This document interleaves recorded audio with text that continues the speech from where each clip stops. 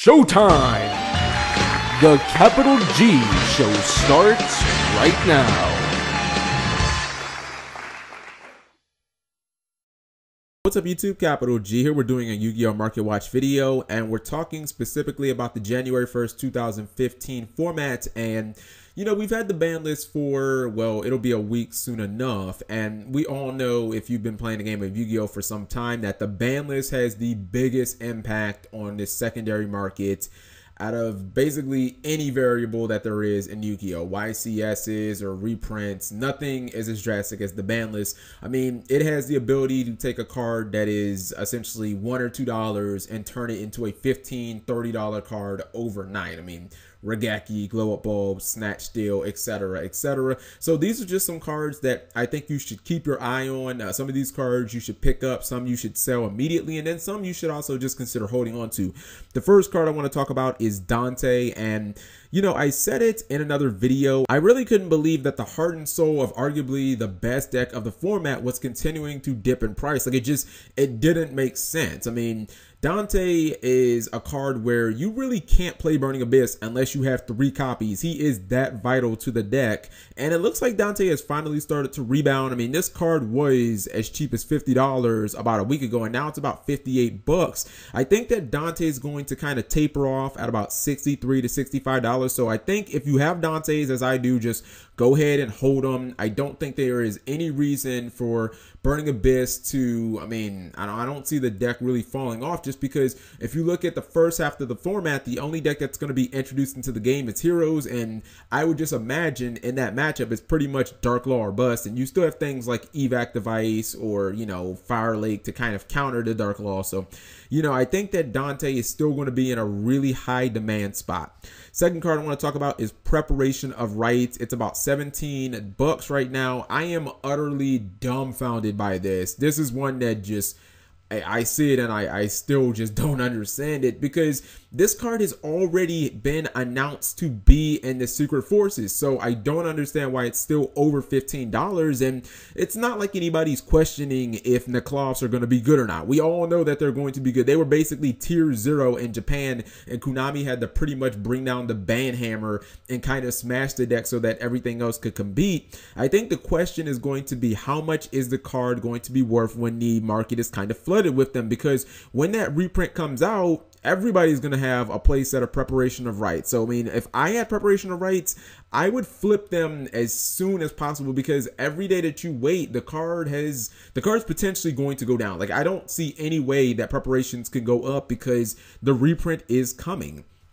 Third cards I want to talk about are artifacts, and I'm just talking about just artifacts in general, not just any specific card. So Sanctum has absolutely tanked. I mean, this card was $30 on December 6th. One day after the ban list, it went to 12 bucks. I mean, that is an epic collapse of just, you know, incredible magnitude. Ignition was also a partner in crime. This card is about down from 6 bucks. It's now $3.75. I think that artifacts, like pure artifacts, can actually be a very fun deck. I think that they can be competitive, and I'm not just putting them in a category of, you know, 50 other decks. Like, I think artifacts can have some pretty decent matchups against back row heavy decks or decks that need the pendulum and stuff like that, because Ignition is good, Double Cyclone is good, and, you know, yada yada yada.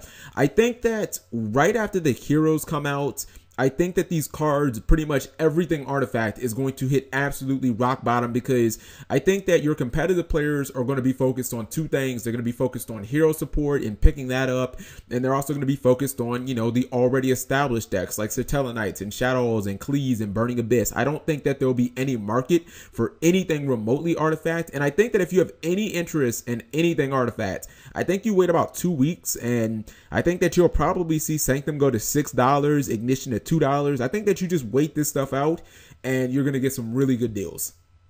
Next up is Sinister Shadow Games, and this one scares me a bit because I am an owner of a playset of these, and I might have to put them on TCG Player tonight.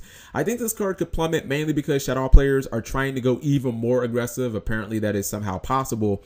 If you look at Paul Cooper's Shadow build over, I believe it was last weekend's regionals as the blueprint, the dude only ran one trap at his entire deck, and that is Shadow Core. And the thing about Core is you can use the card straight from your deck by sending it to the graveyard with Construct. So, you know, you basically have a trapless deck. Every single card in your first opening hand is live and something that you can play. I think that a lot of Shadow players are going to start realizing that they don't want to have to set back row at all. I mean, the off chance that you happen to draw that one core is unfortunate, but outside of that, you know, you basically just want to swing, and drop as much damage that you can on board. And cards like Sinister Shadow Games might end up being too slow for like really aggressive Denko Shadow builds. So, you know, the card could end up falling out of favor. So definitely think that if you have these, you might want to look at selling now.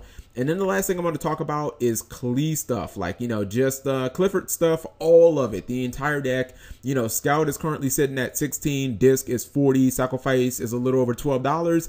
And I think that you're starting to see a little bit of a bounce back. I think that a lot of Qli players were scared because they thought that they were going to lose Vanity, Scout, or Skill Drain to the ban list. Maybe all of them. But, you know, in the end, the deck lost absolutely nada. You know, players were probably a little hesitant to pick this stuff up for the same exact reason. And I think that it's been shown in the OCG that Qli can at least play against Necklace as a deck. So, you know, they can handle them, which means to me that they're going to remain relevant throughout the entire format. Like, Qlis aren't just going to fall off the end of the earth and never be seen again because they've shown that they can play against Necklace. And I think that this would be, without a doubt, my biggest pickup. I'm actually going to take my 4 Dantes and just try and get as much Qli stuff as possible because you're starting to see that the cards are going up in price, and that huge dip, that huge tank that Qlis took, where a lot of their cards were losing, you know, 40-50% of their value, I think they're going to start trending upwards, especially if they end up winning a major event in the first half of the format. So let me know what you guys think. I think that there is a lot of fluctuations to come, but I don't even think that a lot of them are going to be because of Necklace and, you know, Ritual Beasts or anything. I think that a lot of them are just going to come from reprints and the fact that for the first half of the format, there really isn't going to be much to play except for what we were playing last format, in addition to, I guess, Heroes. So let me know what you guys think. Thank you for watching as always.